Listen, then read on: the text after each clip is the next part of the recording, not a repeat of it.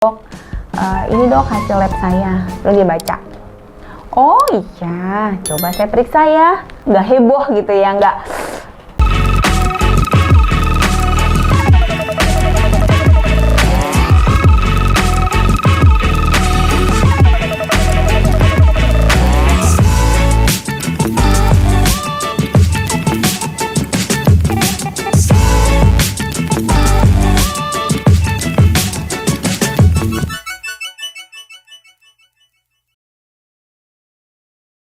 Hai guys, balik lagi sama aku Herlina Sucipto di channel Ahmu TV. Di channel ini kita akan bahas tentang urban mama, cooking, kids and baby, skincare, makeup, and many more. Aku sangat berharap pengalaman-pengalamanku dapat menginspirasi kalian to create your own story, to create your better story. So, kalau kalian udah nonton 2 video aku yang bahas tentang mata merah dan juga pengobatan pinguecula, kalian bisa juga nonton di sini. Pengobatan mata merah aku tuh udah selesai dengan aku pergi ke Rumah Sakit Mata Jakarta. So, sampai saat ini ternyata mata aku masih sering merah dan justru jadi makin parah. Itu juga alasannya kenapa selama 1 bulan ini aku nggak pernah editing video, nggak pernah take video, karena aku menghindari blue light dari laptop maupun dari gadget. Ternyata di aku masalah mata merah dan dry eye ini bukan hanya disebabkan oleh faktor eksternal seperti matahari, debu, kotoran, sinar blue light ataupun asap, and anything else yang udah pernah aku sebutin di video-video aku sebelumnya. Aku butuh waktu 1 bulan untuk bisa nerima kenyataan dan juga bisa sharing pengalaman aku ke kalian mengenai penyakit dry eye dan pterygium ataupun pinguecula ini. Guys, kalian pernah baca berita tentang komika nasional Raditya Dika yang menurut berita yang aku dapat dari internet bahwa Raditya Dika itu menderita satu penyakit autoimun yang menyebabkan dry eye dan harus berobat ke Singapura. Itu juga yang aku alamin saat ini, yaitu sindrom Sjögren. Gimana ceritanya aku bisa dapat diagnosis sindrom Sjögren autoimun yang bikin shock? Terus dokter mana aja yang udah aku datengin, obat apa aja yang aku pakai, dan tes apa aja yang aku lakukan sampai aku dapat diagnosis sindrom Sjögren atau salah satu penyakit autoimun ini. So guys, simak video selengkapnya, jangan di skip-skip supaya kalian dapat informasi selengkapnya. Awal mula penyebabnya di bulan September tahun 2021, aku renovasi dapurku yang aku ubah mau jadi cooking studio gitu. Tapi akhirnya itu banyak banget debu, kotoran karena harus bongkar-bongkar gitu guys. Dan itu bikin mata aku merah. Tapi di dalam satu rumah, aku punya 8 orang di rumahku dan itu yang matanya merah parah itu cuman aku. Akhirnya aku berobat nih, kayak biasa lah ya, aku hubungin Halo Dokter. Banyak juga teman-teman yang tanya DM di Instagram aku, dokter mana sih yang bagus atau aplikasi apa yang bagus. Nah, kalau aku pakainya itu aplikasi Halo Dokter. Aku konsultasi dengan dokter Indra Bayu yang sebelum-sebelumnya juga aku selalu konsultasi online dengan dokter tersebut. Terus aku kirim foto mata aku kayak biasa ya, tampak depan, kiri, kanan, atas, bawah gitu. Aku kirim. Terus dokter tanyalah keluhan aku jelasin penyebab-penyebab yang terjadi selama beberapa minggu terakhir. Nih, aku kalau sharing ke kalian pasti nanti kalian tanya lagi aku pakai obat apa, aku pakai berapa kali, padahal aku udah cerita di video ini. Makanya kalian jangan skip deh. Dokter tuh kasih aku, pertama itu kasih Senfresh. Jadi Senfresh ini adalah air mata buatan yang boleh kita pakai seberapa sering pun dalam 1 hari, boleh dipakai dalam jangka panjang. Berapa tetes? 1-2 tetes senyamannya di mata. Terus yang kedua aku dipakein Tobroson. Ini sebenarnya itu obat iritasi kalau mata kita merah atau ada kotoran gitu. Tapi setelah aku pakai 3 hari nggak ada perubahan tuh. Dokter udah bilang kalau nggak ada perubahan kamu harus datang ke rumah sakit dan cek langsung sama dokter mata. Itu aku udah konsultasi sama Halo Dokter lebih dari 3 hari ya, karena ngerasanya kayak apa ya, ngeyel gitu. Berharap itu mata itu bakal bisa sembuh sendiri, ternyata tambah parah. Jadi yang aku rasain waktu itu adalah mataku merah, terus kering, gatel, dan yang paling parah itu adalah rasa terbakar. Yang itu belum pernah aku rasain di masa-masa kambuh aku yang sebelumnya. Ini aku ngerasa terbakar banget sampai akhirnya di belakang bola mata itu kalau kita ruku atau sujud lagi sholat, matanya itu kayak sakit, kayak bengkak gitu loh di belakang bola mata. Itu kondisi mata aku. Akhirnya aku pergi ke rumah sakit JEC Menteng. Teman-teman aku yang dokter saranin perginya ke JEC Menteng. Kenapa? Karena teman-teman udah kasih saran di JEC Menteng, katanya dokternya bagus. Aku pergi nih ke JEC Menteng. Di hari itu aku nggak punya pilihan dokter apapun, aku cuman ketemu sama dokter yang standby. Dan kebetulan aku ketemu sama dokter Ucok, spesialis mata. Sebelum kita masuk ke ruangan dokter, kayak biasa kita itu diukur dulu tekanan bola mata kita. Sesudah itu kita diukur baca sama diukur kacamatanya kita itu sesuai enggak dengan keluhan mata kita saat ini. Baru masuk ke konsultasi dokter. Waktu di konsultasi dokter, nah yang ini dokternya itu lebih slow, lebih santai. Jadi aku tuh bisa ceritain awal mula aku pernah berobat di rumah sakit mata Jakarta. Terus aku ceritain juga aku udah konsultasi lewat aplikasi Alo Dokter, obat apa yang udah aku minum, obat apa yang udah ditetesin di mata dan lain-lain. Terus baru diperiksa nih matanya. Terus difoto. Aku lihat tuh ya foto aku yang ada di komputer, matanya itu merah banget. Nih, aku sharing di sini. Ini foto mata aku yang sebelah kanan dan yang sebelah kiri. Nah, yang aku heran, mataku yang sebelah kanan itu kan memang udah ada pingueculanya, udah ada pterygiumnya. Tapi itu nggak terlalu panas, nggak terlalu gatal, dan nggak terlalu banyak keluhan gitu. Sementara mata kiri aku itu kan pingueculanya baru banget, tipis. Tapi di belakang bola mata itu aku sakit banget dan merahnya itu lebih banyak dibandingkan mataku yang sebelah kanan. Terus selesai diperiksa, konsultasi lagi tuh di dalam satu ruangan itu, duduk di depan meja dokternya. Dokternya tanya, dari kapan bisa matanya merah? Nggak tahu deh dok, rasanya kayak 2 tahunan ini semenjak pandemi. Terus dokter tanya, kalau pakai kontak lens itu matanya berair nggak? Oh iya, aku selalu coba pakai kontak lens yang mahal, yang seberapa mahal pun yang katanya punya kandungan oksigen segala macem, itu nggak pernah bisa pakai lama dok. Cuman paling lama itu 1 menit 2 menit, kalau nggak itu air matanya ngocor, matanya merah. Oh ya udah, dokter bilang tuh berarti kamu punya penyakit dry eye itu udah lama, tapi karena faktor eksternalnya baru muncul sekarang dan secara konstan bikin mata kamu jadi iritasi, makanya akhirnya dari iritasi itu naik jadi infeksi, ada bakteri juga tuh gitu. Akhirnya aku dikasih 3 obat tetes mata. So guys, aku akan sharing, tapi bukan berarti obat tetes mata ini cocok buat kalian, karena ini obat tetes matanya itu masuk dalam golongan obat keras. Aku tahu sih kalian pasti pengennya instan kan, kalau lagi sakit itu pengennya cepat sembuh. Kata orang itu cocok, terus lu beli, lu pakai di mata lu. Padahal konsultasi lewat aplikasi itu murah banget. Ini cuma sharing aku selama pengobatan yang kemarin sindrom Sjorgen ya. Dokter Ucok kasih aku obat tetes mata ada 3. Yang pertama ini adalah Polydex. Ini bentuknya mini dose. Nih, tuh. Aku pakai Polydex ini 4 kali sehari, 1 tetes di mata kanan dan kiri, sesuai aturannya yang ada ditulis di sini. Tapi aku bikinnya 2 tetes, karena kalau 1 tetes itu aku ngerasa matanya masih panas banget. Dan ini obat yang kedua dikasih Crevit. Ini adalah antibiotik, karena kemarin mata aku merah itu ada bakterinya yang bikin mata aku jadi senut-senut. Ini aku pakai setiap 3 jam 1 tetes di mata kanan dan kiri. Tapi aku pakainya 2 tetes. Pasien tuh ngerasa lebih pinter ya. Karena aku ngerasanya kayaknya tuh kalau 1 tetes tuh benar-benar kurang gitu. Aku perih banget, panas banget. Jadi kalau dipakein 2 tetes itu, aku ngerasa semua area mataku kena gitu. Obat tetes yang ketiga, ini bisa dijual bebas tanpa resep dokter dan bisa dipakai sesering mungkin.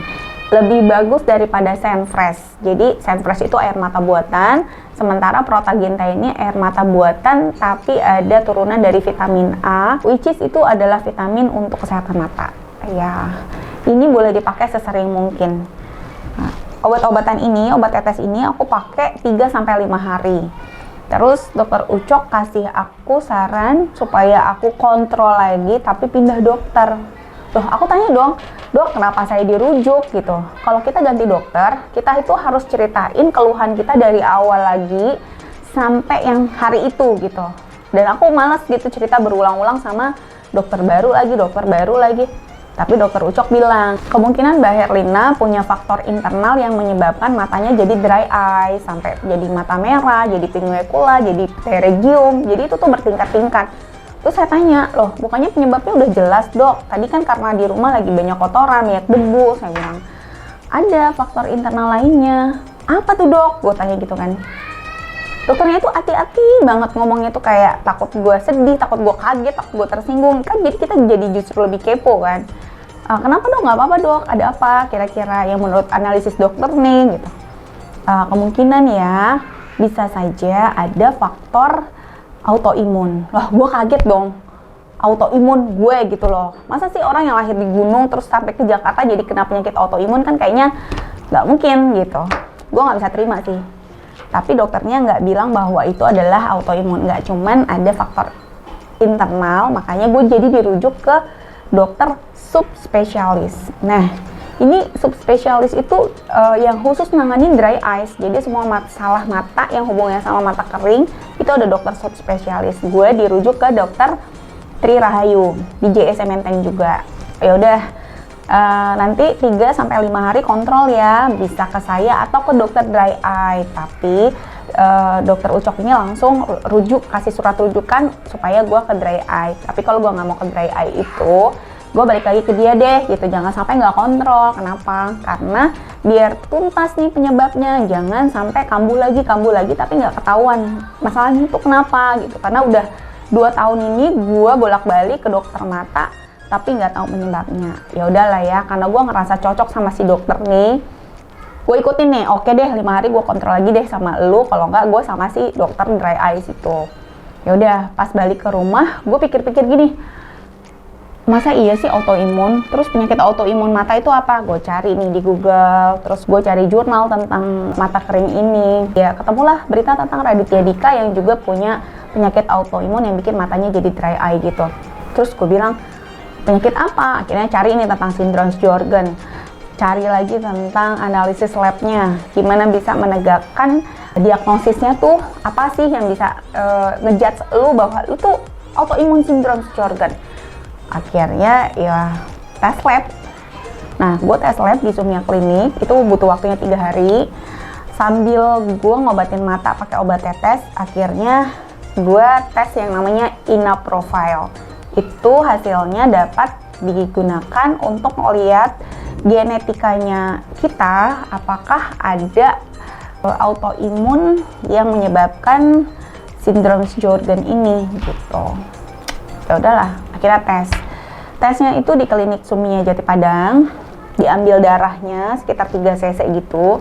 Gue udah nggak peduli lagi sama sakit atau takut jarum gitu, enggak. Yang gue pikir tuh gue cuma pengen sembuh gitu.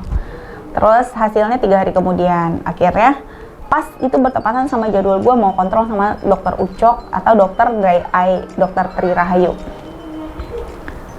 Dan hasilnya guys, ternyata gue positif. INA profile gue ada tanda plusnya 1. Nah, kayak gini bentuknya. Ini adalah hasil lab dari INA profile gue. Nah, cuman kalian bisa lihat kalau plusnya tuh 1, itu artinya masih dalam tahap ringan. Kalau tanda plusnya itu di dalam kurung, itu artinya border. Border itu antara iya sama enggak gitu. Jadi kadang iya, kadang enggak, belum jelas. Jadi dibutuhkan tes ulang nih kalau kita punya tanda plus di dalam kurung. Nah, hasil di gue sendiri itu adalah tanda plusnya 1. Itu masuknya ke dalam lu dapat penyakit itu gitu loh. Tapi kalau 2, levelnya itu level sedang. Nah, yang 3 itu level berat yang disertai dengan penyakit-penyakit autoimun lainnya. Itu hari Jumat deh gue dapet si hasil labnya. Karena shock, gue nggak jadi pergi ke rumah sakit di hari Jumat. Kayak mau nangis gitu, tapi mau nangisin apa gitu. Nggak ada juga yang mau gue tangisin. ya udahlah, banyak orang yang lebih menderita dari gue. Ya udah, akhirnya gue pulang dulu hari Jumat, nggak jadi ke dokter. Gue ke dokternya di hari Senin. Gue nenangin diri atau apalah, something apalah itulah ya. Gue nenangin diri lah, intinya kayak gitu. Baru di hari Senin gue datang ke rumah sakit JSM Menteng. Gue nggak nyetir sendiri, karena kalau nyetir sendiri kan kita nggak mungkin tutup mata, nggak mungkin kedip-kedip gitu. Jadi gue naik taksi. Selama di taksi kita bisa tutup mata, terus bisa kompres pakai cooling pad buat mata supaya nggak terlalu berasa perih atau gatel panas gitu. Udah sampai di JSM Menteng, akhirnya gue ketemu langsung daftarnya di divisi dry eye. Gue ketemu sama dokter Tri Rahayu. Ini dokter subspesialis dry eye, hanya nanganin yang mata kering atau mata-mata yang gitu deh, yang disebabkan oleh dry eye. Tapi di sini gue nggak diperiksa tekanan bola mata yang ditembak pakai angin gitu. Gue langsung diperiksa tes baca, terus kacamata gue diperiksa lagi, diukur tekanan darah lagi, kayak gitu-gitu.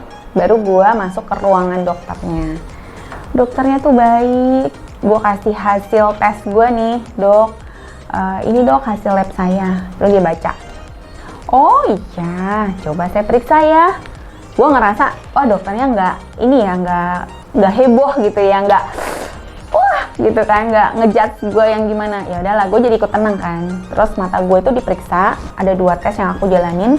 Yang pertama adalah Schirmer test, yang kedua adalah fluorescent test. Nah, yang Schirmer test ini untuk mengetahui tingkat kekeringan bola mata aku. Caranya itu kita disuruh lihat ke atas, terus dimasukin kertas yang tipis banget, kertas khusus yang digunakan untuk Schirmer test ini, terus dimasukin di bawah kelopak mata kita, kiri sama kanan. Sesudah itu kita suruh tutup kelopak mata, nunggu sekitar 5 menit. Nah di situ nanti bisa terukur dari kertas indikatornya itu seberapa kering atau seberapa lembabnya mata kita.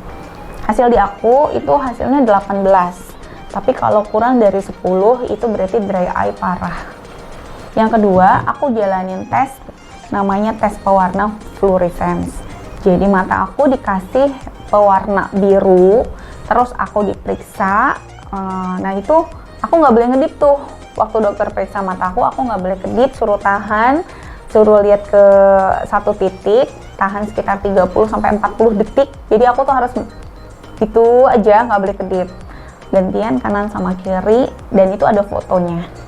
Selesai dari 2 pemeriksaan itu, aku balik lagi ke kursi konsultasi.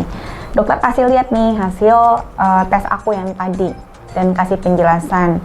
Nah, yang untuk di fluorescent test ini, mata aku tuh sehat, nggak ada kerusakan di permukaan matanya, dan masih dapat dikategorikan tuh mata sehat. Aku tanya, dok, kalau mata sehat kenapa aku jadi lebih sering matanya merah, kering? Yaitu akibat secara genetik aku punya autoimun yang tadi, sindrom Sjögren. Jadi dokter kasih obat apa? Ternyata dokter nggak kasih obat apa-apa, guys. Aku tuh nggak butuh obat. Aku cuma butuh duit.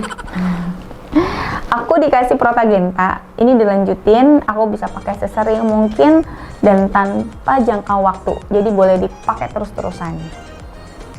Ya udah dok, kalau gitu aku mau operasi dong, biar pterygium aku bisa diangkat. Dokter nggak rekomendasi ya untuk operasi, karena juga kan kamu ada dry eye, jadi efek untuk pemulihannya itu jauh lebih lama. Terus gimana dok matanya yang sekarang? Ya matanya sekarang dijaga aja dan nggak perlu dioperasi. That's it. Ya udah, gue mau gimana dong kalau dokternya nggak bolehin gue operasi ya kan? Ya udah dok, aku minta apa dok, ada obat minum nggak atau vitamin yang diminum? Kayak kita ngerasanya kan kalau ke dokter tuh harus dapat obat ya nggak sih? Tapi dokter bilang nggak perlu obat minum, juga nggak butuh vitamin. Terus udah. Jadi dari dokter konsultasi, dokternya lebih nenangin gue, nggak banyak ngejat something yang lu autoimun ya, lu harus apa-apa gitu. Itu sama sekali di luar bayangan gue. Dok, jadi gimana dok yang sindrom Sjögren ini seberapa parah? Dokter bilang, saya lihat tuh nggak terlalu parah nih kamu, mungkin masih di level yang ringan di batas bawah gitu. Jadi kan ada yang ringan tapi di batas atas tuh ya, mendekati ke sedang. Nah ini gue tuh ringan di batas bawah. Jadi untuk mendiagnosa seberapa parahnya itu, matanya kering atau enggak. Terus sindrom Sjögren ini juga bisa menyebabkan bibir kita atau selaput-selaput lain yang ada kelenjarnya. Contohnya nih ya, itu misalnya di bagian organ intim itu kering atau enggak. Dan jawabannya itu enggak dok gitu, biasa aja, kulit juga biasa aja, bibir, lidah, mulut juga biasa aja. Ya udah, berarti masalahnya hanya di dalam batasan dry eye. Kamu harus rajin pakai obat tetes mata atau maksudnya itu air mata buatan ini. Ya udah, jadi soal autoimunnya gimana dok? Kalau kamu mau tahu lebih lengkap tentang autoimun kamu atau seberapa parah, adakah penyakit lain, silakan ke dokter imunologi. Aduh, kalau datang ke dokter itu kan kita harus bayar ya, aku nggak di cover sama asuransi dan juga kita nggak bisa klaim BPJS di situ. Ya aku bilang dok, sementara sih aku nggak ngerasa perlu ya ke dokter imunologi. Ya udah, emang nggak perlu karena batasannya ringan. Cuman kalau kamu penasaran, kamu mau tahu lebih lengkap tentang autoimun, ya harus ke dokter imunologi. Ya udah, makasih banyak dokter. Aku foto juga sama dokternya. Ini dokternya itu baik, ramah, dan sabar mendengarkan semua keluhan-keluhan kita. Yaudah, akhirnya aku pulang guys. Ternyata autoimun itu apa ya? Kayaknya itu penyakit yang orang kaya kan, itu penyakit orang kaya gitu. Sementara gue kan belum kaya, jadi gue ngerasa oke lah gitu. Kita harus memperbaiki gaya hidup, memperbaiki pola tidur, pola makan, lifestyle-nya kita gitu. Supaya yang penyakit saat ini kita derita, contohnya nih kalian ada pinguecula atau kalian ada pterygium, kalian juga harus perbaiki pola hidupnya supaya penyakitnya jadi nggak tambah parah. Dan buat kalian yang matanya masih sehat, kalian harus jaga supaya matanya nggak jadi sakit. Nah contohnya apa yang harus dihindarin? Pertama, nggak boleh terlalu banyak terpapar sama blue light. Emang sih semua hidup sekarang serba digital kan, tapi kalian harus rajin kedip. Kayaknya sepele banget ya, kedip buat apa sih gitu, kedip-kedip buat apa gitu kan. Karena kita kalau lagi fokus nonton drakor aja kan nggak mungkin ngedip ya kan, tapi itu tuh ternyata kita harus ngedip. Nah itu kasih waktu buat mata kita istirahat. Terus banyak minum air putih. Kenapa minum air putih ngaruh? Kalau kita dehidrasi, kulit kita kering, rambut kita kering, terus mulut kering, nah mata itu juga kering. Tapi karena mata itu efeknya paling terakhir, jadi kita ngerasa paling ngantuk gitu ya. Padahal mata gatel, merah, panas, perih itu bukan karena ngantuk, bisa jadi karena dry eye, karena kamu dehidrasi. Kita harus banyak minum air putih sesuai dengan kebutuhan tubuhnya kita, minimal 8 gelas atau 2 liter, boleh lebih. Kenapa? Karena air putih itu mendetok tubuh kita, termasuk juga menghidrasi, melembabkan kulit, melembabkan mata, melembabkan rambut. Lifestyle-nya diperbaikin ya, termasuk kayak kotor-kotoran, debu, dan lain-lain. Terus buat teman-teman yang masih ada pertanyaan, kayak pertanyaan-pertanyaan yang sering ditanyakan, pakai obat tetes mata apa aja, dokter mana yang jadi rekomendasi aku, terus berapa kali, apakah aku operasi, gimana rasanya, pterygium, pinguecula, dry eye, dan mata merah yang aku jalanin selama ini, kalian bisa nonton Q&A video aku di sini. So guys, thank you udah nonton video aku. Semoga pengalaman ini yang udah aku sharing ke kalian dapat menginspirasi kalian to create your own story, to create your better story. Semoga kalian hidup lebih sehat, menyenangkan, bahagia. Bye!